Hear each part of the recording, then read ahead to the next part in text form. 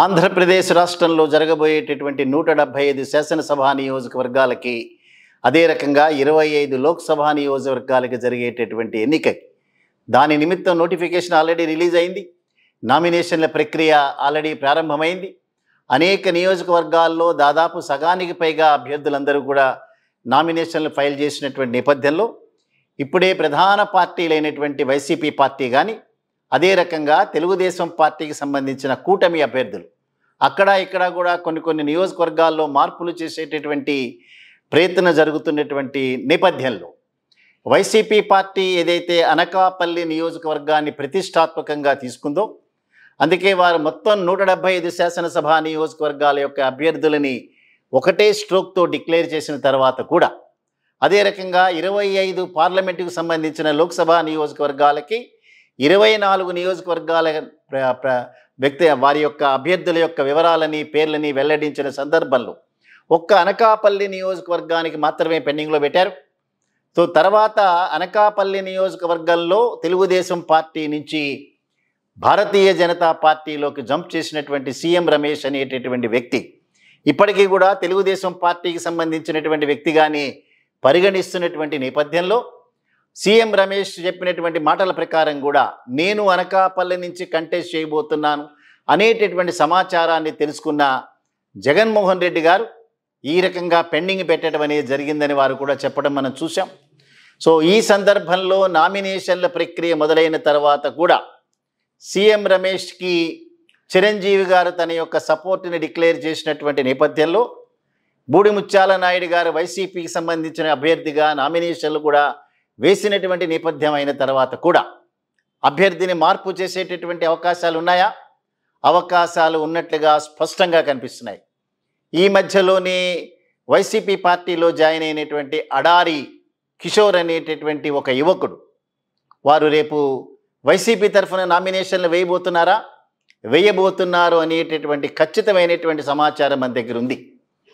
అనకాపల్లి నియోజకవర్గానికి సంబంధించినటువంటి యలమంచిలి మండలంలో కానీ, లేదా లక్ష్మీదేవతపేట కానీ, తిమ్మరాజుపాటపేట కానీ, అదే రకంగా గౌరపాలెం కానీ, కసింకోట కానీ, అదే రకంగా చోడవరం కానీ, ఈ అనేక మండలాల్లో గౌర కులానికి సంబంధించినటువంటి వ్యక్తులు దాదాపు 3-4 లక్షల పైచిలకు ఉన్నటువంటి నేపథ్యంలో అడారి కిషోర్ అనేటటువంటి యువకుడి వెనకాల అతనికి ఉన్నటువంటి నేపథ్యాన్ని ఆసరాగా తీసుకుని అనేక మంది అతని వెనక ర్యాలీ అయ్యేటటువంటి అవకాశాలు ఉన్నాయి. అడారి కిషోర్ అనేటటువంటి యువకుడు ఆంధ్ర యూనివర్సిటీలో చదువుకున్నటువంటి రోజుల్లో స్టూడెంట్ లీడర్గా అనేక రకాలైనటువంటి పదవులు నిర్వహించి చాలా ప్రాచుర్యం పొందినటువంటి ఒక ఉద్యమ నాయకుడిగా ప్రాచుర్యం పొందినటువంటి వ్యక్తి. అదే రకంగా విశాఖ స్టీల్ ప్లాంట్ ఉద్యమంలో చాలా చురుకుగా పాత్రను తీసుకోవటమే కాకుండా ఎట్టి పరిస్థితుల్లో విశాఖ స్టీల్ ప్లాంట్ని ప్రైవేటీకరణ చేయడానికి వీల్లేదనేటటువంటి ఒక స్లోగన్తో ముందుకు వెళ్ళినటువంటి వ్యక్తి. సో ఆ ప్రాంతంలో విశాఖపట్నంలోనే కాకుండా అతనికి గనక అనకాపల్లి నుంచి సీటు లభించినటువంటి నేపథ్యంలో విశాఖపట్నము, అదే రకంగా పక్కనుండేటటువంటి 2-3 జిల్లాలను కూడా వ్యక్తిగతంగా తనకున్నటువంటి పలుకుబడిని ఉపయోగించేటటువంటి యువకుడుగా కన్సిడర్ చేయబడినటువంటి వ్యక్తి. బూడిముత్యాల నాయుడు గారు చాలా సౌమ్యుడు, అదే రకంగా వెలమ కులానికి సంబంధించినటువంటి వారికి చాలా నిజాయితీపరుడు అనేటటువంటి పేరు అందులో ఎక్కడ సెకండ్ థాట్ లేదు.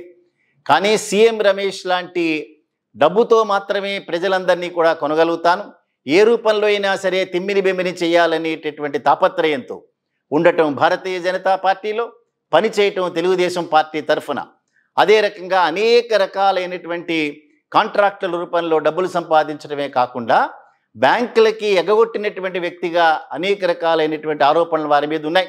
అంచేత రాయలసీమ ప్రాంతం నుంచి మంది మార్బలంతో అనకాపల్లిలో దిగటమే కాకుండా దిగిన 2వ రోజునే ఎన్నికలకు సంబంధించిన అధికారుల మీద చేయి చేసుకునేటటువంటి ప్రయత్నం చేయటం, వారిని ఘరావు చేయటం, వారిని అసభ్యకరమైనటువంటి పదజాలంతో తూలనాటం. సో ఎన్నికల్లో ఏ ప్రయోగానైనా చేసి గెలవాలనేటటువంటి నేపథ్యంలో ఉన్న సీఎం రమేష్కి సరైనటువంటి జోడి అడారి కిషోర్ అనేటటువంటిది వాదనలు వినిపిస్తున్నటువంటి నేపథ్యంలో జగన్మోహన్ రెడ్డి గారు విశాఖపట్నంలోనే ఉన్నారు కాబట్టి వారు నిర్ణయం తీసుకోబోతున్నారా? తీసుకున్న తర్వాత యువకుడు గెలిచేటటువంటి అవకాశం ఉందా? సో తప్పనిసరిగా మనకున్నటువంటి సమాచారం ప్రకారం లక్షల ఓట్ల మెజారిటీతో గెలిచేటటువంటి అవకాశం అడారి కిషోర్కి అనేటటువంటి వ్యక్తికి ఉన్నది. సో వారికి ఉన్నటువంటి బలగం అనేటటువంటిది తప్పనిసరిగా నిరూపితమయ్యేటటువంటి నేపథ్యంలో బూడిముత్యాల నాయుడు గారిని మళ్ళీ మాడుగుల ప్రాంతానికే ఎమ్మెల్యేగా వారిని పంపించి అనకాపల్లి నియోజకవర్గం నుంచి అడారి కిషోర్ని పార్లమెంటుకి అభ్యర్థిగా వైసీపీ తరఫున నిర్ణయించేటటువంటి అవకాశాలు మెండుగా ఉండేటటువంటి సమాచారం మన దగ్గరికి వచ్చింది. చూద్దాం, 1-2 రోజుల్లో ఎన్నికలు, రేపు నామినేషన్స్ ప్రక్రియ 26వ తేదీ వరకు ఉన్నటువంటి నేపథ్యంలో బూడిముత్యాల నాయుడు గారి స్థానంలో అడారి కిషోర్ని కూడా నామినేషన్స్ని వేసేటటువంటి కార్యక్రమం జరుగుతున్నట్టుగా మనకి సమాచారం వచ్చింది. సో అంచేత అడారి కిషోర్కి ముందుగా అడ్వాన్స్ గ్రీటింగ్స్ చెప్తూ రాబోయేటటువంటి రోజుల్లో పేదలకి మంచి చేసేటటువంటి ప్రభుత్వం తరఫున ఒక పార్లమెంటు సభ్యుడిగా ఎన్నికల్లో అయ్యేటటువంటి అవకాశం ఉన్న అడారి కిషోర్కి ప్రత్యేకంగా అతనికి అడ్వాన్స్ గ్రీటింగ్స్ తెలియజేస్తూ చూద్దాం రాబోయేటటువంటి రోజుల్లో ఏ రకమైనటువంటి నిర్ణయం వైసీపీ పార్టీ తీసుకోబోతోంది.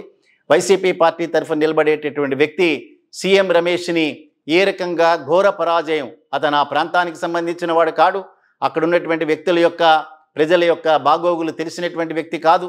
సో రాజకీయాలన్నింటినీ కూడా ఒక డిఫరెంట్గా డబ్బుతో మాత్రమే రాజకీయాలని ఇన్ఫ్లుయెన్స్ చేయాలనేటటువంటి అనేటువంటి ఆలోచన ఉన్నటువంటి వ్యక్తి, ప్రజలతో డైరెక్ట్గా ఎప్పుడూ కూడా సర్పంచ్గా కూడా ఎన్నికైనటువంటి నేపథ్యం లేనటువంటి వాడు. సో తను ఎంతసేపు కూడా చంద్రబాబు నాయుడు ప్రాబల్యం కోసం చంద్రబాబు నాయుడు బినామీగాలుగా పనిచేసినటువంటి నేపథ్యం ఉండేటటువంటి ఆరోపణలు ఉండేటటువంటి వ్యక్తి.